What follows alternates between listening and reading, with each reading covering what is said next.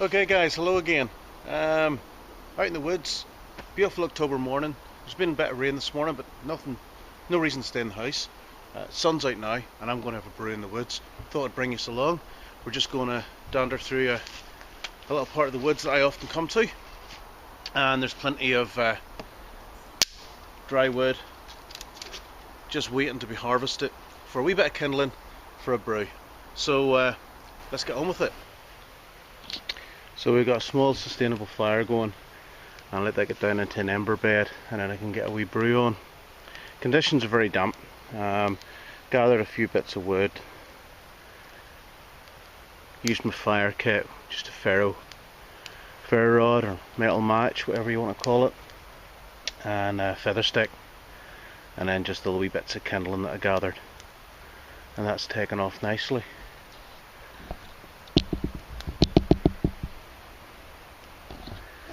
Kit with me today, you might have seen it in the intro. It's just the haversack that I got from Winchester Camping Adventure. Great little bag. Knife of choice. Finally getting Sandy's hazmat out into the woods. Great for feather sticking. Taking limbs off it, not human limbs, tree limbs. You know, it's slicing quite through. It's good as a chopper and as a practical knife. I was able to process all the firewood that I need it. Chopped off the list branches, feather sticked, and you can see how the sheath finished up. And then just the wee haversack, my fire kit, and my Bible. And I'm going to be sharing a wee bit today with you guys. So this is a warning for all of you who may not be interested in my faith. Switch off now. So water's on the boil. And yes, Pathfinder canteen cup. I finally succumbed to all the subliminal messages that Rob and Dave were putting out there, and got myself one. It's first time out, can't review it yet guys, but you know, it is what it is. It's from Dave Canterbury and Rob. Ain't gonna be bad, so that's what I'm boiling my water up in. But let's open the word and let's have a few thoughts. I say this isn't everybody's cup of tea, so you know, some of you are going to be the usual neggheads. Leave a negative comment, that's your course. But I believe that the great outdoors, is a gift from God. I believe that I am blessed by being able to come out here, fellowship with friends, fellowship with my Creator, and I just want to take it further and tie in a couple of verses from the Bible and how God Himself cares about His creation and how we treat it.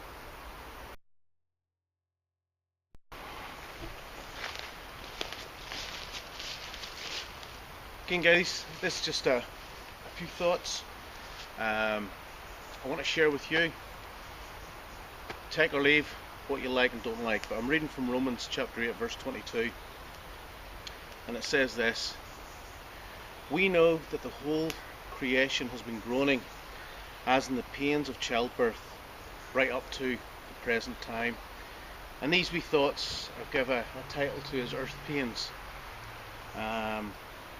I think anybody who's connected with nature and connected, I mean, it allows you to disconnect from everything else and feel more like who you should be.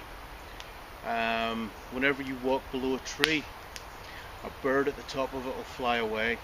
Why? Because you send out ripples with every step you take, and anything that's connected to that place that it dwells will pick up on those ripples and move away if you're scaring it, come closer if it's inquisitive as to why you're there. And that's the connection I'm talking about. When you can go out into nature and you can feel as if you're where you should be. Things aren't how they should be. Anybody that watches the TV, listens to the news, reads the newspaper, watches daily life. My wife's a great people watcher. She loves to go to a coffee shop and sit down and watch people. I come out here, have a coffee and watch nature. You know, but the two things are entwined. There's just something not right. You consider man's violence against man. That's all down to greed. To me, every sin that we've ever committed, every sin that we'll ever commit, every crime, every act of violence, every war has always come down to that sole purpose of greed. Either one man's greed against another and he's protecting himself, or a larger man, authority, country's greed of a lesser country, and they go in and take what they want. But it all comes down to greed. The pollution, poisoning our air, poisoning our water systems, it's down to greed. How do we make things faster, bigger, more powerful? You know, the greed, the turnaround, the money that's going to be made, caring less about the world in which we live. And it's incredible how the world itself, and its beauty and its wonder, and the place that I love to escape out into, it's amazing how that can turn back and become a destructive force through earthquakes, volcanoes, hurricanes and floods. The Bible says the whole creation groans and suffers the pain of childbirth. In the beginning, when God created man, before man had sinned, everything was in sync. The bird wouldn't have flown away. The deer wouldn't have run away in the woods. The badger wouldn't hide. The fox wouldn't run. Everything was in sync. Man, creation, the animals, everything. And it was sin that destroyed that, and has allowed us to lose a connection that we're not going to get back for quite some time. There was unison between all. There was no killing. But now the earth has entered into a period that God likens to a mother giving childbirth. And like childbirth, and I know a lot of guys that watch this channel, a lot of my friends, we're all fathers, and we've been outside the labour ward, and we know that for the 9 months in which our wives carried the children, our baby boys or baby girls, that they had twinges and they had pains and they had stretch marks and they had discomfort, and we listened to it all because we're brave and tolerant like that. But things got worse before they got better. And all creation longs for things to be made right. And one day it will. That day is the day that Jesus returns. And it will be a time of salvation and judgment. But his arrival will usher in a new age of harmony and peace on earth. Creation such as the environment, the animals and all other earthly creation affected negatively will be renewed and set free. Creation has been groaning through the pains of childbirth.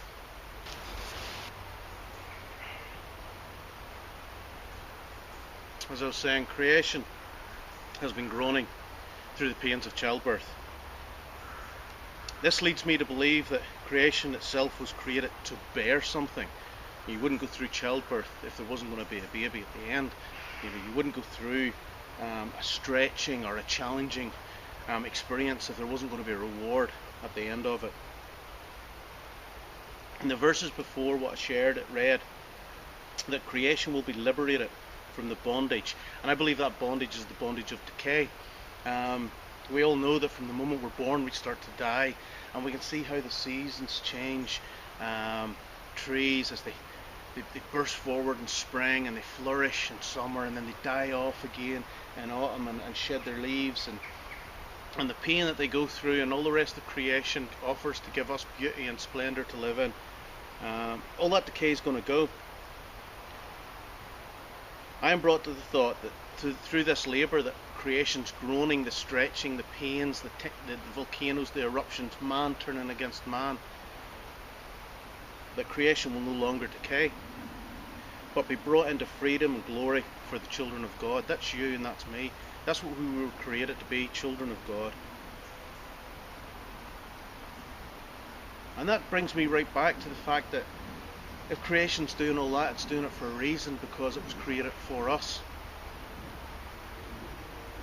So we could enjoy it without it ever going, ever decaying, ever being robbed from us. Also makes me think that the length of period, you know, a woman by the end of 9 months, your wife, my wife, by the end of 9 months, they had enough. You can imagine the elephant or any of those larger mammals that carries a baby for longer. By the time the baby comes, they're ready for it. And I believe that there's a frustration in the earth. There's a frustration in creation because it knows. It knows what's coming. The trees know. Why do the birds sing every morning? Because they know. Why does the deer walk with a skip and a jump? Because it knows. Creation knows what's coming. Creation knows its creator, and it hasn't forgotten like we have. The long labour is frustrating because of the knowledge. It's like bow drill. For any of you that have tried bow drill, you know what the end result will be: fire. And you've lit fire before using matches and lighters and ferro rods, and that's all great. But the frustration when you have a bow drill in your hand and you're trying to get an ember, to get a fire which you have created many times before, but to create that fire in a new way, but the reward from the first time you do that, I know for me, every time I do it, it's the same feeling. It's like, I've created fire. Well, me man, but the frustration leading up to that, when your hearth splits or your spindle drops out of the bowstring, if you're not using the right woods, you're not getting the results. It's frustrating. But so are all good things that are worth waiting on.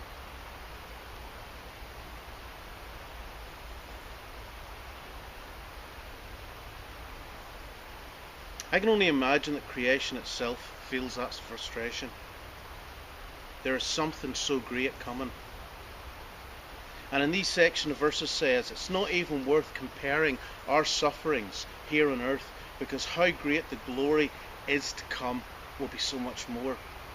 The worst situation on earth, the most downtrodden individual, the darkest injustice, if placed on a scale, would not measure to the glory that we're to receive when God fills this earth again. Like the sea covers the earth. There's a verse there in Habakkuk 2:14. And just finishing up here, guys, creation knows something that we don't know. And it is righteously frustrated, waiting all of God's glory. And the next time you go out in the woods, the next time you go out for an overnighter with friends, or a hike, or a walk to town, and you pass a couple of fields, look in and know that your God made that for you. I'm not sharing this to condemn. I'm not sharing this because I think I'm better than anyone, because I'm not. I'm sharing this because this is what I believe, and you've got the option of turning off. So I hope this is a blessing to some of you. I felt challenged to do it. It's who I am, all of me complete. Bushcraft and Bible in hand. Take it or leave it, guys. But I hope you enjoy your brew wherever you are.